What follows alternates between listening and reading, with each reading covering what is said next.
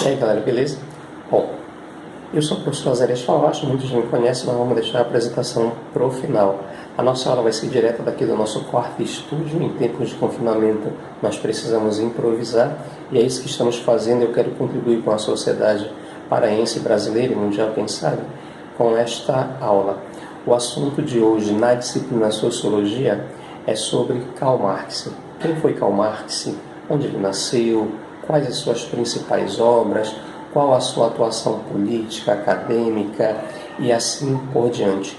Karl Marx ele nasceu no dia 5 de maio de 1818 na Renânia Prussiana e ele morreu aos 64 anos completamente na pobreza. Mas entre o seu nascimento e a sua morte, ele escreveu muitas contribuições que deixou uma sociedade chamada sociedade ou sistema ou modo de produção capitalista com os dois pés atrás e com muita pulga atrás da orelha.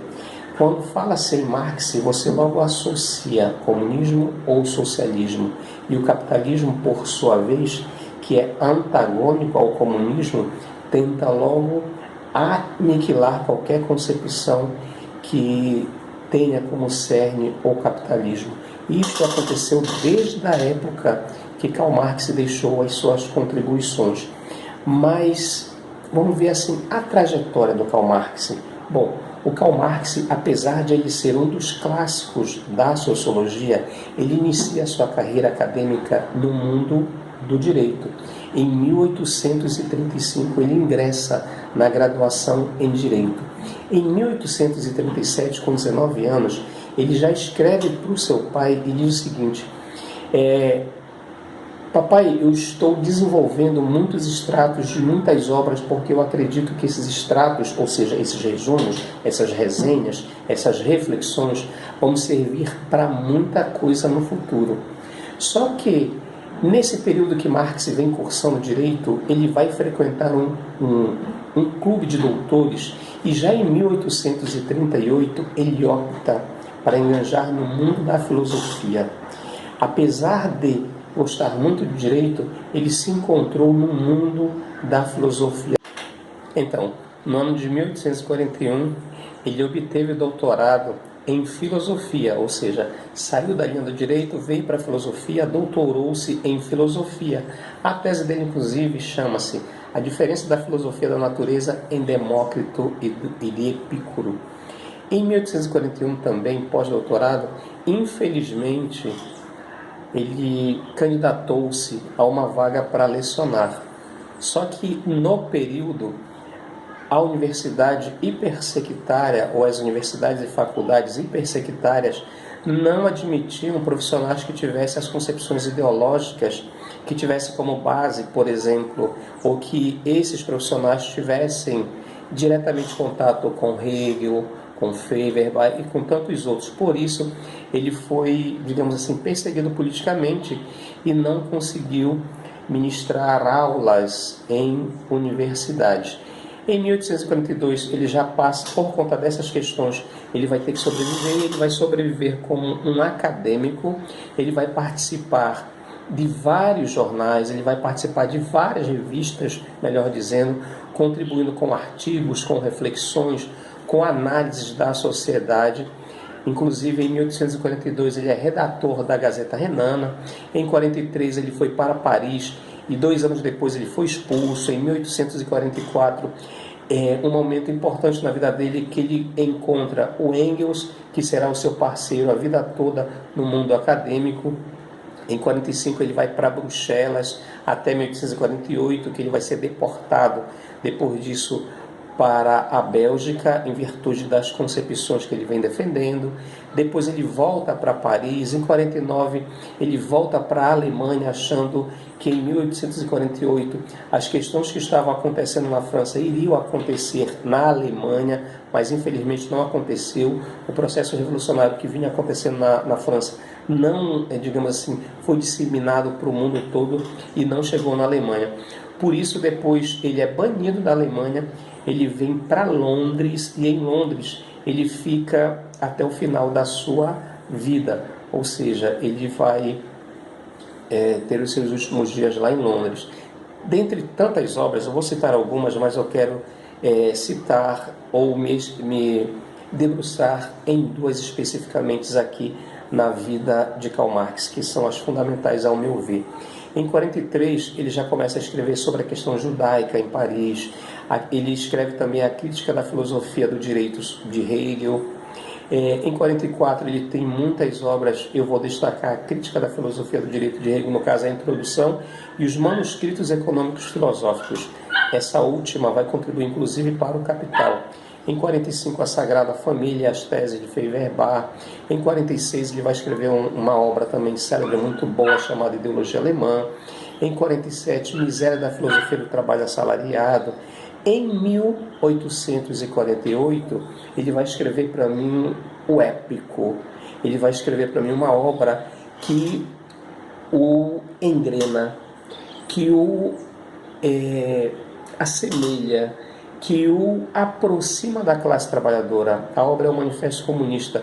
No Manifesto Comunista, ele já vem trabalhando algumas questões no que diz respeito ao modo de produção capitalista. Ele vem dizendo como o modo de produção capitalista atua sobre o trabalhador, ok? Tem muitas outras obras. Eu vou tocar em mais uma em 1857, e eu vou aportuguesar o nome da obra, que chama Grundrisse, ok? É uma das obras que inclusive contribuiu para ser um dos primeiros livros da obra máxima dele, O Capital. E o Capital, que a partir de 1858 ele começa a escrever, mas esta obra só será publicada anos depois, mais de uma década depois só, que o Capital será publicado. Dentre estas questões é importante destacar que a teoria marxista ela foi excluída por ele começar a desvendar as questões que aconteciam dentro do sistema, ou melhor, do modo de produção capitalista. E a concepção materialista, histórica e dialética que ele passou a construir contribuiu bastante para esse processo. Dentre tantas as obras, eu não falei para vocês do Salário, Preço e Lucro e outras obras que eu não cheguei a citar, mas dentre tantas eu quero citar algumas questões relacionadas ao Manifesto Comunista.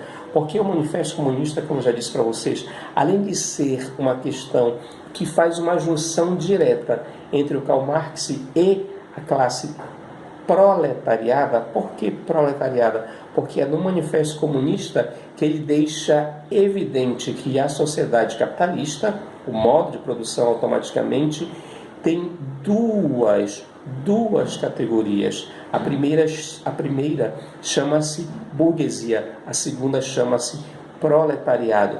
E o conflito será muito grande entre essas duas categorias. É bom lembrar que neste período que ele escreve Manifesto Comunista, em 1948, como eu disse a vocês, foi um pedido inclusive da classe de trabalhadores que pediu para ele escrever, ele escreveu. O cenário estrutural, político e econômico era muito desfavorável à classe trabalhadora, ok? Muito desfavorável mesmo. Por isso, esse manifesto comunista caiu como uma luva para a classe trabalhadora. Dentro do manifesto tem uma frase célebre que eu gosto muito, que diz o seguinte, que as classes dominantes tremam a ideia de uma revolução comunista. Os proletários nada têm a perder a não ser as suas algemas. Tem um mundo a ganhar. Proletário de todo mundo, univos. Esta é uma questão importantíssima que está no Manifesto Comunista e que abre muito a mente do proletariado. Para ele, o proletariado é a verdadeira classe revolucionária. As demais, pequenos fabricantes, camponeses e assim por diante, combatem a burguesia, só que esses pequenos comerciantes normalmente combatem a burguesia quando estão ferindo os interesses desses pequenos comerciantes. Por isso, no Manifesto Comunista, ele diz que os verdadeiros revolucionários são os proletários. Não são, pois, revolucionários os pequenos proprietários, mas conservadores, mais ainda reacionários, pois pretendem fazer girar para trás a roda da história. Ou seja, esses pequenos empresários, pequenos proprietários, eles lutam contra a burguesia, podem até lutar. Todavia, assim que eles conseguem o que eles querem, eles rompem com esse processo. E isso é importante perceber. No Manifesto Comunista também está muito explícito a ruptura com a concepção ideológica capitalista. Nesse manifesto, Marx ele faz uma verdadeira chamada para que essa classe proletária tome consciência da necessidade da organização. Ele utiliza o manifesto para fazer um apelo para a união de todos os trabalhadores. Os trabalhadores precisam unir, trabalhadores de todo mundo univos. Com isto, se minimamente o trabalhador conseguir fazer essas questões... Então, galera, o que eu quero que tu percebas é o seguinte: com a derrocada do modo de produção capitalista, na concepção marxiana viria o socialismo e em seguida o comunismo. O socialismo seria a sociedade no qual os trabalhadores iriam estar gerenciando o processo do Estado, e no comunismo não haveria Estado. Toda a produção desenvolvida dentro do sistema comunista, ou do modo de produção comunista, seria dividido, socializado para todas as trabalhadoras, para todos os trabalhadores da sociedade. Isso é importante não esquecer, ok? Tem muita gente que faz confusão aí sobre socialismo, sobre comunismo, sobre capitalismo. Tem gente que diz que existe comunismo na sociedade mundial. Não existe em parte nenhuma, nem na China, nem em Cuba, nem na Venezuela. Sabe por quê? Porque comunismo é um modo de produção que não se admite o Estado. Se existe o Estado à frente deste contrato com os trabalhadores, então não é um modo de produção comunista. Na concepção marxiana, o modo de produção comunista não concebe Estado, concebe os trabalhadores fazendo o direcionamento do processo e não o Estado, beleza? Então isso fica como dica. E em outras aulas, eu espero estar ampliando essa discussão sobre socialismo, capitalismo e comunismo. No mais, quero lembrar que Karl Marx, principalmente Karl Marx, deixou um legado fantástico e imenso para toda a sociedade. O livro maior, O Capital, um dos mais importantes, nós vamos vê-lo em outro momento, mas até aqui eu quero que vocês não esqueçam que esse caboclo chamado Karl Marx, ele fez um processo de revirada na sociedade mundial, ok? Ele deu uma reviravolta e conseguiu contribuir com um legado imenso. Inclusive, além de estar no campo do direito, além de ser filósofo, ele também é um clássico da sociologia, ele tem uma grande entrada no mundo da economia e assim por diante. Era um caboclo hiper inteligente no que diz respeito às análises políticas, econômicas, sociais e culturais na sociedade mundial. Um abraço a todos, não esquece de curtir. Eu sou o professor Azarias Favacho, sou escritor, sociólogo, sou mestre em ciência da educação e estou aqui para contribuir contigo. Eu sou oriundo de escola pública, por isso eu faço questão de estar retornando agora para você uma aula desta natureza de forma pública e gratuita. Um abraço a todos e até a próxima. E espero que essa pandemia acabe logo e nós voltemos a ter as nossas aulas presenciais, que são as melhores de todas. Um abraço a todos. Não esquece de curtir. Vai lá, cara. Curte, dá um like e deixa lá o teu comentário. Um abraço a todos. Valeu.